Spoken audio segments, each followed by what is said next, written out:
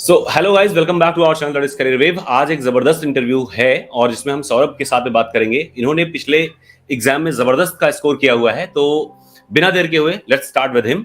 So hello Saurabh, how are you? Hello sir, अच्छा हूँ sir. आप कैसे हो सर? बढ़िया है। सो पहले तो हम चाहेंगे आपसे एक छोटा सा एक इंट्रो लेना कि so that you can give some little bit of information without us, कि थोड़ा सा एक डिटेल मिल जाए आपके बारे में। हाँ हाँ, okay sir. Hello sir. Sir मैंने अपनी ग्रेजुएशन दिल्ली यूनिवर्सिटी से की है। मैं बीएससी फिजिक्स ऑनर्स किया है मैंने दिल्ली यूनिवर्सिटी से। उसके बाद मैंने एमएससी अपनी आईआईटी रुड़की से कंप्लीट किया सर 2022 में। सर मैं रहा हूँ यहाँ पर बचपन से, यहीं पर हूँ दिल्ली में। अच्छा, ये तैयारी वाला जो कैरियर था आपका, ये एटीसी इंक्लाइंड था या एसएससी इंक्लाइंड था, बाद में एटीसी था? सर बेसिकली आपकी मैंने एक वीडियो देखी थी जिसमें आप बता रहे थे कि एक एसएससी आईएमडी की कोई नोटिफिकेशन आएगी, तो सर मैंने उस टाइम से तैयारी शुरू कर दी थी इसके लिए। उस टाइम शायद मेरे को पता नहीं था इस बारे में, लेकिन मैंने जब आपकी वो वीडियो देखी, आईएमडी वाली रिलेटेड थी, आपने एक लाइव सेशन किया था, उसमें बताया था आपने कि इससे रिलेटेड कोई वैकेंसी आ सकती है, तो उस टाइम से मैंने शुरू कर दिया था। अच्छा। सो इसके बाद में क्या हुआ था कि हमें लगता है कि हम लोग उसके बाद टच में रहे हैं, और प्लस आईएमडी बैच में आप हमारे साथ में जुड़े हुए थे। कुछ बैचेस के बारे में थोड़ी सी अपनी खुद से जानकारी दे देगा कि? जी सर, मैं सुपर 50 बैच में था सर। अच्छा, सुपर 30 बैच में था, सॉरी सर, सुपर 30 बैच में था मैं। तो आईएमडी में आई थिंक सुपर 30 ही था, और एटीसी में हम लोग सुपर 50 चलाते हैं, और उसके बाद हमें लगता है पिछले बैच सुपर 50 में भी थे आप, एटीसी वाले, राइट? जी सर, सुपर 50 में भी था। हाँ, तो जो सर उसमें था, तो उसमें अच्छी पढ़ाई हुई थी सर। मेनली मैं आपके सर नोट्स फॉलो करता था, क्योंकि जो आप पढ़ाते थे उनके मैं नोट्स वो करता था, क्योंकि थ्योरी में पढ़ रखी थी ऑलमोस्ट, क्योंकि मैं फिजिक्स ऑनर्स किया हुआ था। तो मेनली जो आपके जो नोट्स थे वो थॉरली एक बार पढ़ लेता था, बार बार रिवाइज करता था उनको। और जो क्वेश्चन मेनली क्वेश्चंस होते हैं ना, क्योंकि जो एसएससी आईएमडी का जो लेवल है वो उतना ऊपर नहीं है ना, उतना नीचे भी है, लेकिन क्वेश्चन हमको सही है, क्योंकि आप बुक्स खोलोगे तो बुक्स में हजारों तरह के क्वेश्चन मिलेंगे आपको कि वो, लेकिन हर कोई क्वेश्चन करना पॉसिबल तो है नहीं। तो जो आपके क्वेश्चन थे मैंने वो सॉल्व किए, आपके टेस्ट सॉल्व किए, मॉक टेस्ट लगाए मैंने, तो मेनली क्वेश्चंस आपके प्लेटफॉर्म से किए sir. Thank you so much कि आपने ट्रस्ट किया। सो ये बताएं आप कि जैसे रिजल्ट में आपके लगभग स्कोर कितने रहे हैं फाइनल में? सर मेरा जो नॉर्मलाइज स्कोर था वो 142 के आसपास बना सर। अच्छा, और खैर अब आप हमें थोड़ा सा ये बताएंगे कि अच्छा, क्या रैंक वैंक के बारे में कुछ आइडिया लगता है इसमें कि क्या रैंक रहा आपका, ऐसा कुछ? हाँ सर, रैंक उसमें दिखा रहा था 527 के आसपास दिखा रहा था। अच्छा, 527 के आसपास दिखा रहा है अभी। तो आपका अभी डीवी वगैरह कब होना है, document verification TC? Sir document verification का कल नोटिस तो आया था, लेकिन उन्होंने विड्रॉ कर लिया, कुछ एरर वगैरह थे उसमें, तो कह रहे थे 1-2 दिन में आ जाएगा। होप सो, क्योंकि हमें भी न्यूज आई थी, लेकिन हम खुद खोज रहे थे, वो नोटिफिकेशन मिली नहीं, तो हमने सोचा कि भाई हो सकता आई हो, इंडिविजुअल आई हो, मेल से आई हो। So anyway, next thing is कि जब आपने जो आपने प्रिपरेशन जब स्टार्ट करी थी, तो आपका आइडियल टाइम क्या था? मतलब कब से आपने स्टार्ट किया था? यानी नोटिफिकेशन आने के बाद में ही या उसके पहले ही आप स्टार्ट कर लिए थे लगभग? सर फिजिक्स से रिलेटेड तो मैं, जैसे मेरे को पहले मैंने एआईआईटी से शुरू किया था, क्योंकि पहले मेरा मेन एम तो पीएचडी में जाने का था, लेकिन अगर फिर मैंने बाकी थोड़ा मैंने चेंज किया अपना पाथ, तो मैंने ये एटीसी के बारे में पता चला, तो मैंने 15-20 दिन इसके लिए तैयारी की थी फिजिक्स के लिए। तो मेनली फिर मेरे को आपका चैनल उसी के थ्रू मिला, एग्जाम के अराउंड ही मिला था, जब आप लाइव सेशंस करते थे। तो सर जी सर, हाँ, तो उसी टाइम सर प्रिपरेशन स्टार्ट की थी मैंने, जैसे क्योंकि मेरा मतलब दूसरा ही एग्जाम था सर, एक गवर्नमेंट का, एक वो एटीसी वाला जुलाई वाला था, और एक एसएससी आईएमडी, क्योंकि मेरा मेन फोकस शायद वो पीएचडी में जाने का था पहले, लेकिन कुछ मन नहीं हुआ, कुछ रीजंस की वजह से मैंने चेंज किया अपना पाथ। मैंने फिर ये एग्जाम्स के थ्रू इधर जाने की सोचा था। जी सर। अच्छा, वैसे लगभग आपने एटीसी का एग्जाम दिया था, तो उसमें क्या रहा था रिजल्ट, जो पहला वाला एग्जाम आपने दिया था? सर मेरे 80 के आसपास बने थे उसमें, क्योंकि मेरे को उस टाइम नॉन टेक का कुछ आइडिया नहीं था बिल्कुल भी। अच्छा। तो फिजिक्स और मैथ्स तो मैंने ऑलमोस्ट कर ली थी, लेकिन वो जो था वो नॉन टेक मेरे को बिल्कुल, मतलब थोड़ा बहुत आता था, इतनी प्रैक्टिस नहीं की थी उस टाइम में। अच्छा। और इस बार वाला एटीसी में, इस बार तो आप हमारे साथ भी रहे थे सर। इस बार तो आईएमडी का अच्छा चले गया, तो इसलिए ज्यादा कर भी नहीं पाया, और थोड़ी घर की भी प्रॉब्लम्स थी, तो नहीं कर पाया मैं सर इसमें ज्यादा। 84 के आसपास है सर, इसमें मतलब आईएमडी के बाद में पढ़ नहीं पाया था। वैसे 84 is not a bad score, लेकिन ये है कि थोड़ा सा अगर 6-7 नंबर और बढ़ जाते तो अल्टीमेट रहता। मतलब बिना बिना मैंने वो मतलब मैंने कर नहीं पाया ज्यादा सर, क्योंकि मम्मी की भी तबीयत ठीक नहीं रहती है, तो फिर मैं इसलिए पढ़ नहीं पाया। अच्छा, कोई बात नहीं। अच्छा, लगभग एक कितने घंटे तक का एक स्पेसिफिक टाइम शेड्यूल होना चाहिए पढ़ने के लिए आपके हिसाब से? एटीसी या आईएमडी दोनों में आपने देखा, तो क्या लगता है आपको एक जेन्युइन? सर ये बच्चे टू बच्चे डिपेंड करता है कि क्या उसकी मतलब कितना उसका कंसेप्ट स्ट्रांग है, कितना वो जरूरी है उसको, मतलब जिसका बेसिक थोड़ा वीक है उसको लिए तो ज्यादा सर कम से कम 8 घंटे तो पढ़ना जरूरी है, क्योंकि कंपटीशन बहुत ज्यादा है इन चीजों में, स्कोर बहुत हाई हाई जाता है सर। और जिसको थोड़ा मतलब ठीक है, जिसका कंसेप्ट स्ट्रांग है थोड़ा, वो उसके लिए तो सर 3-4 घंटे भी काफी है। वो तो है। वैसे आपने नॉन टेक को जैसा बताया था, नॉन टेक आपका काफी वीक था और आईएमडी में भी तो नॉन टेक रहा, तो मतलब क्या कैसे इसको कोप किया आपने धीरे धीरे करके, मतलब किस तरीके से आपने इसको टैकल किया? सर यूट्यूब पे तो सर ऑलमोस्ट फ्री कंटेंट मिलता ही मिल ही जाता है, तो मैंने 2-3 चैनल फॉलो करने किया, एक एप्टीट्यूड के लिए फॉलो किया, एक रीजनिंग के लिए किया। इंग्लिश तो सर मैंने ज्यादा कुछ देखा नहीं, इंग्लिश तो हो ही गई थी। हाँ हाँ, सर एप्टीट्यूड और रीजनिंग मैंने ये यूट्यूब से देखी सर। बढ़िया रहा। और जैसे जो टेक में जो आपके क्वेश्चन का लेवल आपके अकॉर्डिंग कैसा रहा? जैसे टेक्निकल का जो फिजिक्स वाला पार्ट था, इसमें क्या लेवल रहा आपके हिसाब से पेपर का जनरलाइजेशन? ये तो सर हाँ, पिछली बार से सर थोड़ा हाई लेवल था। जैसे पिछली बार तो बहुत ही वन लाइनर्स पिछली क्वेश्चन बार आए थे, बिल्कुल बिल्कुल, लेकिन इस बार थोड़ा लेवल क्वेश्चंस का लेवल थोड़ा अच्छा था इस बार पहले से, लेकिन ठीक थे सर, मतलब हो जाते थे अगर थोड़ी भी प्रैक्टिस होती तो सर अच्छे थे क्वेश्चन। ये तो है। खैर, जब भी आप तैयारी कर रहे थे, जैसे आपको हमने बताया कि एटीसी भी आपने पिछले वाला दिया था, उसके पहले भी आपने कुछ एग्जाम्स दिए होंगे, और जाहिर सी बात है कुछ एग्जाम में अच्छे स्कोर आते हैं, कुछ में नहीं भी आते, तो ये अप्स एंड डाउन्स जो आते हैं, इसके बारे में आपका क्या नजरिया है? लगभग कैसे मैनेज करें जो ये कभी स्कोर बहुत कम आ जाता है, कभी अच्छे आ जाते हैं, और जाहिर सी बात है टाइम लगता है, तभी क्वालिफाई भी आदमी करता है, एक झटके में तो नहीं निकलते कोई एग्जाम, एक लंबा टाइम मांगता है, स्ट्रगल भी। जी सर, मेरी तो फिलॉसफी सर यही है कि एक दिन का सोच के चलो, मैं एक दिन का सोच के चलता हूँ, ये होता रहता है सर। मतलब स्ट्रगल तो है, करना ही पड़ेगा, लेकिन एक एक दिन करके ज्यादा ज्यादा सोचते हैं सर, पागल हो जाते हैं। मैं तो यही सोचता हूँ, क्योंकि मैं कर चुका हूँ सर। मैं पहले मैंने नीट की प्रिपरेशन की थी, जो उसमें फिर उसमें नहीं हो पाया, जो उसका फेलियर था उसकी वजह से मैंने इतना सीखा, तो इसलिए मैंने जैम जैम में तो यही एग्जाम इसलिए निकालता है सर। मेनली जो स्ट्रेटेजी है वो ज्यादा सोचना नहीं है सर, कि मतलब हो जाएगा, अपने पे भरोसा रखना है और करते रहना है। परसिस्टेंस इज नेसेसरी सर, करते रहो करते रहो करते रहो, हो जाएगा। सेल्फ डाउट आएंगे, लेकिन करते रहना चाहिए सर, और ज्यादा सोचना नहीं चाहिए, हो जाएगा। थोड़ा चिल रखना चाहिए जिंदगी में। एक और सर ये हैं ये बात और ये चीज मैंने आपसे सीखी सर, ये वाली कि इसकी ना थोड़ा थोड़ा ठंडा रहना जरूरी है जिंदगी। बिल्कुल, मेनली पूरा गेम ही जो होता है वो स्ट्रेस का ही गेम रहता है। और एक सागर डुडेजा करके सर हैं, बी सिविल करके, उन्होंने एक चैनल बनाया था, मेडिसिन पहले पढ़ाते थे, उससे पहले ईएस में उन्होंने 2 बार रैंक भी स्कोर किया है, उन्होंने ऑल इंडिया रैंक 1 लगाया था आईएएस में, और उनके चैनल्स पे आप देखेंगे तो मोटिवेट होंगे। तो उनका एक कहना था कि जब भी आप तैयारी करने शुरू करेंगे अपना कैरियर का, वो इंटरमीडिएट या ग्रेजुएशन वाले बच्चों को ज्यादातर टारगेट करते थे, ये बात बोलते हुए कि फर्स्ट ईयर में आपका मनोबल जरा जरा हिलेगा, सेकेंड ईयर तक निकल गए तो बढ़िया है। अगर आप मान लीजिए 3 साल से ज्यादा अगर फील्ड में तैयारी कर रहे हैं, तो एक टाइम ऐसा आएगा आपके लाइफ में जब आप बहुत ज्यादा डिप्रेस होंगे, बहुत परेशान होंगे, और कुछ भी क्लियर नहीं दिखेगा। और उस टाइम पे बस एक काम करना है, जब भी आपने आपको पाना कि अब कुछ भी नहीं समझ में आ रहा है, स्टार्ट स्टडीइंग, वहीं से पढ़ना शुरू कर दो। बस किताबें पढ़ना शुरू करो, बाकी कुछ भी नहीं सोचना है, पढ़ते रहिए। ज्यादा टाइम नहीं लगेगा, आप रियलाइज करेंगे कि आप ज्यादा स्कोर करेंगे और बहुत बढ़िया से आप स्कोर कर ले जाएंगे, और उस जॉब की आप कीमत भी समझेंगे, क्योंकि मेहनत से आई है तो उसकी कीमत भी रहती है। और अगर रेडिकली आप पहले ही बार में अटेम्प्ट कर जाइए, तो आप देखेंगे कि फिर उसकी वैल्यू नहीं रहती। हम्बलनेस वो आ नहीं पाता जब तक बिना मेहनत के कोई चीज मिलती, तो मेहनत जरूरी है। हाँ बिल्कुल। एनीवे, एक सबसे खास बात यह है कि आजकल बहुत ज्यादा डिस्ट्रैक्शन है, खास करके मोबाइल, सोशल मीडिया और अपने रिलेशंस खुद के जो पर्सनल हैं, तो कैसे इनको मैनेज करना?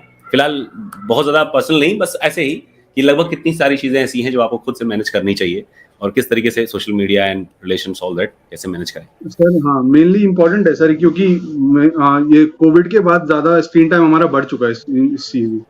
हाँ, तो मैंने तो सबसे पहले यही किया था कि जो भी सोशल मीडिया था थोड़े दिन के लिए डीएक्टिवेट कर दिया था।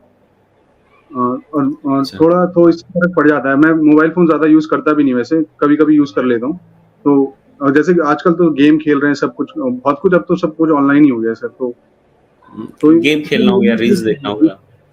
मोटिवेशन जरूरी है सर, जिंदगी में कुछ करना है तो अब ये तो सर होना चाहिए कि अपने को कुछ करना है तो सर कुछ सैक्रिफाइस तो करना ही पड़ेंगे ना। बिल्कुल सही बात है कि कैसे भी करके आपको एक डेडिकेशन लेके आना है। मोबाइल के लिए of time, screen of time, switch off करके आता है, या आता है प्रोडक्टिव टाइम करके एप्लीकेशन आती है। जी सर, फोन लॉक हो जाते हैं सर। फोन जैसे मैं भी कभी यूज करता था तो फोन लॉक एक था कि इतने घंटे के लिए फोन बंद हो जाएगा, हाँ, आप पूरी कुछ नहीं तरीके से कर उसको आप पाएंगे। ऑन भी नहीं कर फिर सकते। फिर कॉल रिसीव करोगे, कॉल कर सकते हो कभी इमरजेंसी में कॉल करने के लिए, बस और कुछ नहीं होगा सर। तो वही है, सबसे बेहतरीन वो है। और दूसरा, रिलेशंस की अगर बात करें तो सीधी सी बात ये है, ये हार्ड ट्रूथ है कि हमें लगता है कि 90% of the candidates that are preparing for the examinations must be engage in some relations.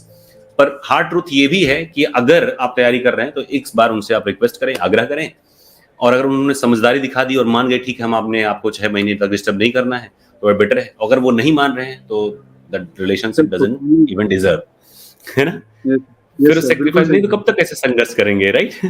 जिस रिलेशनशिप में ग्रोथ नहीं है आपकी और उसकी, तो उसको कुछ मतलब नहीं है उस चीज का सर। ये आपको समझना बहुत जरूरी है कि किस टाइम पे क्या जरूरी है। बिल्कुल, ये हमसे कई सारे बच्चों ने पूछा है, मतलब जो थोड़ा क्लोज जाते हैं वो जरूर पूछते हैं कि सर ये बहुत बड़ी समस्या है, मैं क्या करूं। हमने कहा सिंपल एक क्वेश्चन पूछिए, अगर वो मान जाए तो दैट इज गुड, अगर वो नहीं मानते हैं देन इट्स आल्सो गुड, क्योंकि वो रिलेशन आप डिजर्व नहीं करता। आप मूव ऑन करें, आप पढ़ाई पे थोड़ा सा ज्यादा फोकस करें। नेक्स्ट है कि जो टेक्निकल पार्ट्स के, जो इसमें खास करके आपका फिजिक्स वाला पार्ट रहा है, आईआईटीसी में जो पार्ट रहा, उसमें आपका सोर्सेज क्या क्या रहे, मतलब आपने क्या क्या चीजें यूटिलाइज करी प्लेटफॉर्म से।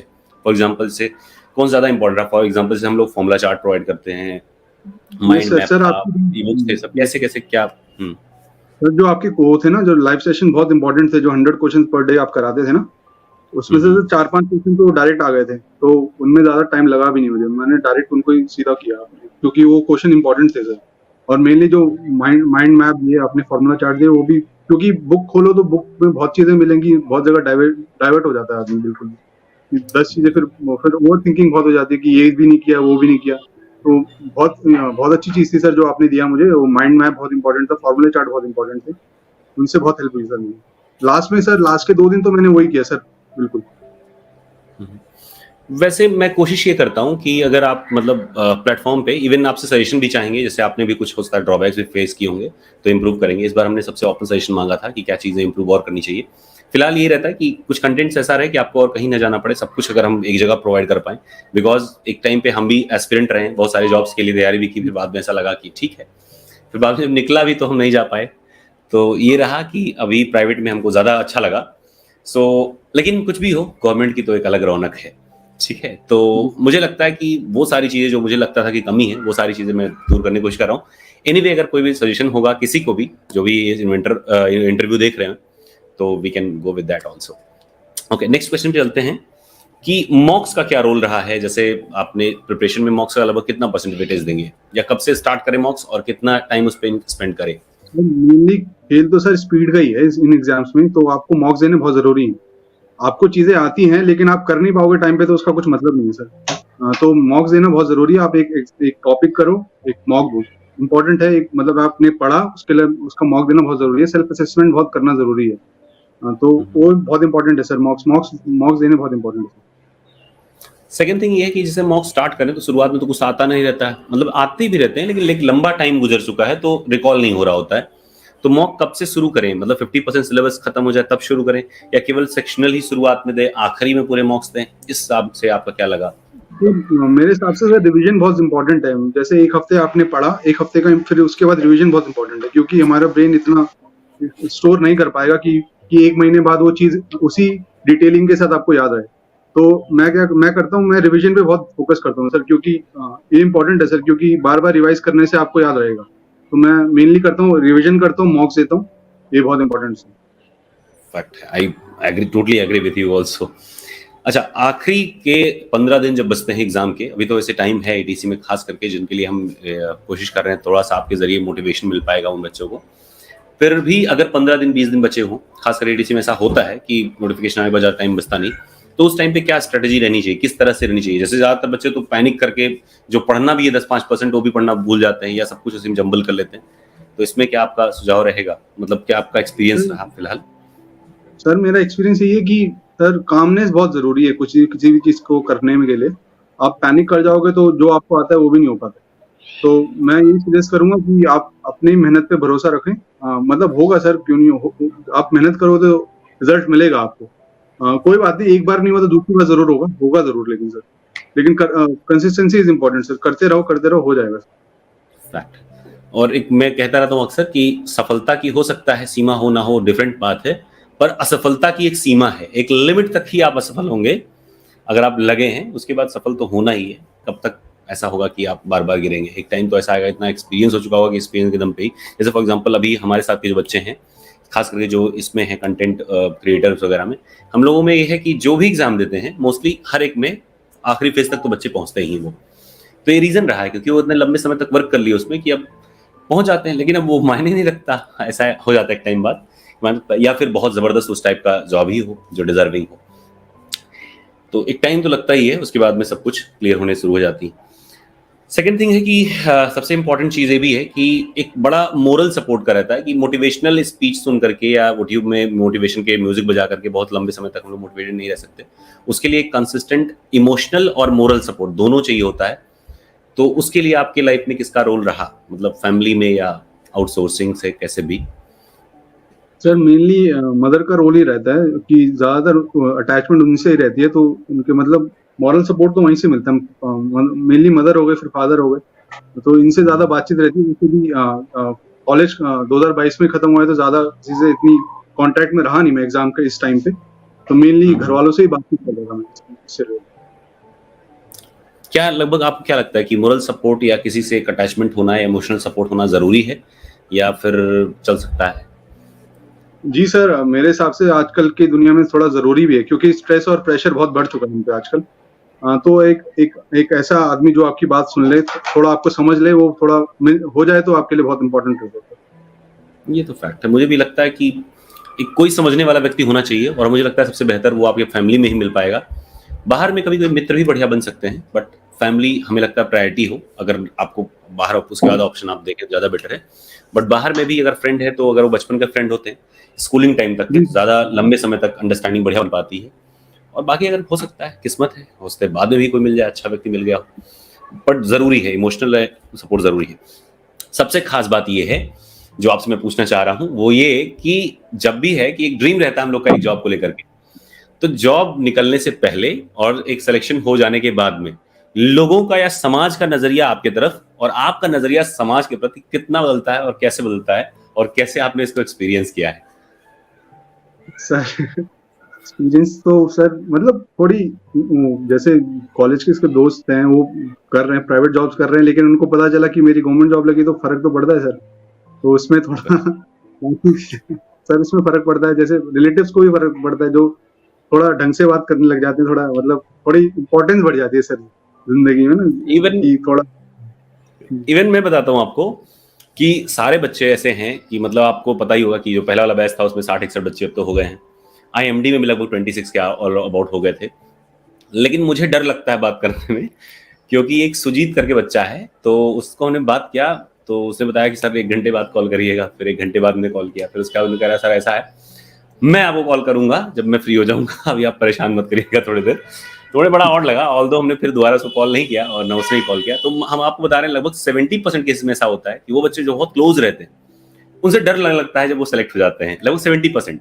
30% ऐसे हैं कि हम्बल रहते हैं। उन 30% में से हम मान लेते हैं कि उन 30 का 50% ऐसा होगा जो हमसे टच में आता है, बाकी 50 किसी ना किसी बहाने से। कुछ बच्चे होते हैं बैच में होने के बाद भी बात कम कर रहे होते हैं, या बात कर रहे होते हैं तो लास्ट में कहते हैं सर मुझसे इंटरव्यू वगैरह नहीं हो पाया, कुछ लिखवाना उखवाना हो बताइए लिखवा दें। और एक चीज़ ये भी है कि वो डेटा भी शेयर करने से थोड़ा सा कतराते हैं। तो ये हमें लगा, लेकिन ये है कि रिजल्ट आने के बाद में या सिलेक्शन होने के बाद में पूरा पर्सनैलिटी चेंज हो जाता है। ये मेरा अपना पर्सनल ओपिनियन है, और मुझे भी ऐसा 2 बार अनुभव हुआ। दोनों बार सिलेक्शन जब भी हुए मेरे क्वालिफाई हुए, और फिर अभी भी हाल में भी 1-2 चीज़ें लगी, और प्लस बच्चों के साथ तो मैं डेली एक्सपीरियंस इस चीज़ को कर रहा हूँ। फिलहाल मुझे उम्मीद है कि आपसे हम लंबे समय तक जुड़े रहेंगे, आप माने भी। और आपसे हमने लग रहा है 2-3 बार अपॉइंटमेंट लिया होगा कि इंटरव्यू कर लेते हैं। आप हर बार बोले सर कर लीजिए, लेकिन अपना खुद का भी टाइम नहीं मैनेज हो पाया कि आपसे कर पाए। खैर जबरदस्त लगा आपसे बात करके। कुछ अपनी तरफ से कोई सजेशन देंगे कैरियर वेव को लेकर के, ट्रस्ट को लेकर के, या क्या हम लोग बेहतर कर सकते हैं, या लाइफ को लेके? It's totally your own, in your own words. से रेट होगा कि सर टीचर जो है बहुत अच्छे हैं सर। जो मेनली जरूरत जो एस्पिरेंट्स को होती है, थोड़ा अपनेपन की जरूरत होती है कि टीचर सुने बात हमारी। मेन कई इंस्टीट्यूट ऐसे होते जब बात कोई सुनता नहीं ढंग से, लेकिन बात किसी के डाउट सुनना और समझना और उसका मतलब सॉल्यूशन देना, वो बहुत ज़रूरी है सर। और मेरे को आपके साथ जुड़ के ये थोड़ा रियलाइज़ हुआ कि आप वो आप करते हो सर, कि आप बात सुनते हो उस एस्पिरेंट की और डाउट सॉल्व कर देते हो सर मोस्टली। मुझे ऐसा लगता है कि पढ़ाई के साथ सबसे ज़्यादा ज़रूरी होता है कि कोई समझाने वाला हो। हमारे पास में ज़्यादातर बच्चे जो रहे हैं क्वालिफाइड में, खास करके सुपर 50 वगैरह बैचेस में, उनमें ज़्यादातर को जो मैंने गाइडेंस वगैरह पर्सनली दी होगी, तो वो ज़्यादातर यही रही होगी कि मोरल सपोर्ट हो गया, मोटिवेशनल हो गया, या मेंटरशिप ज़्यादा रहा है रोल उनके लाइफ में सक्सेस का। बाकी बुद्धिमान तो सारे बच्चे हैं ही हैं लगभग, 70% तो जी, हमको लगता है मास्टरेट हैं।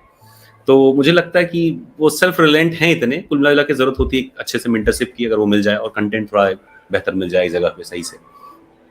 खैर, इसके अलावा आप क्या कहना चाहेंगे? कुछ भी, वो तो हो गई बात करियर वेव की। इसके अलावा लाइफ को लेकर के या एजुकेशन को लेकर के कुछ भी? सर यही कहूँगा कि थोड़ी मुश्किल टाइम आता है ज़िंदगी में, लेकिन थोड़ा अपने पे भरोसा रखना ज़रूरी है। सेल्फ बिलीव इज़ इम्पोर्टेंट कि मतलब कि आप करते रहो, कंसिस्टेंसी करते रहो, लगे रहो, आप करते रहो, कुछ ना कुछ ज़रूर होगा sir.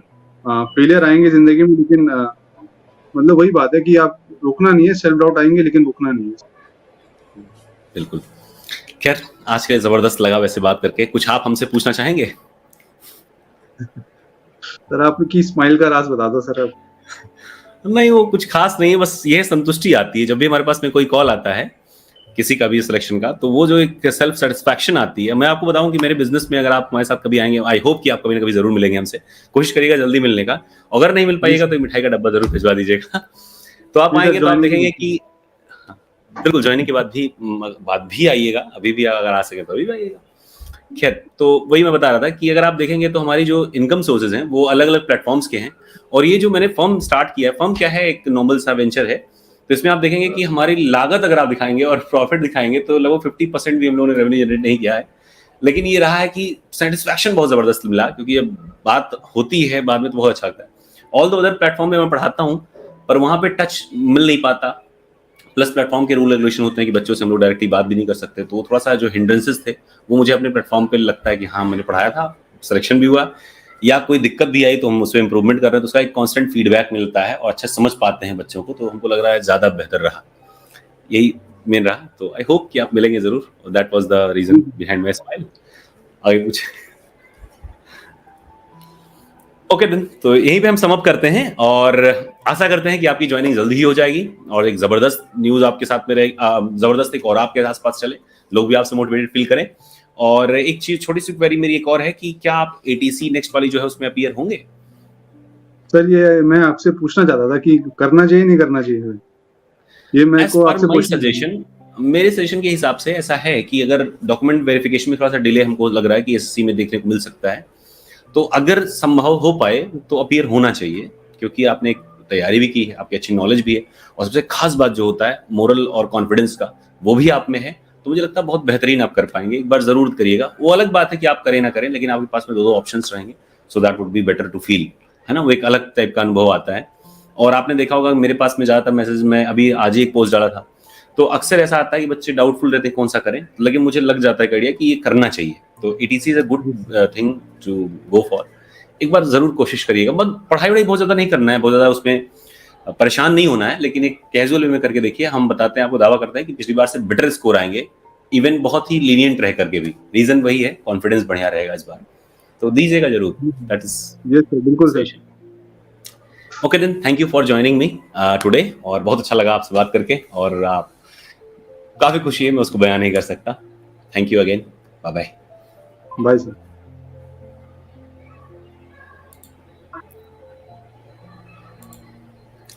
So right now we were talking with Saurabh and he scored very well in SCIMD। वो हमारे बैचेस में थे, मतलब SCIMD सुपर 30 बैच में रहे। ATC में उनकी जर्नी हमारे साथ में रही। अभी तो खैर रिजल्ट भी उसके नहीं आए हैं, और इधर थोड़ा सा उनके साथ प्रॉब्लम रही कि बहुत ज़्यादा अच्छा शायद कर भी नहीं पाए, लेकिन हमें लगता है कि बढ़िया स्कोर उसमें भी करेंगे।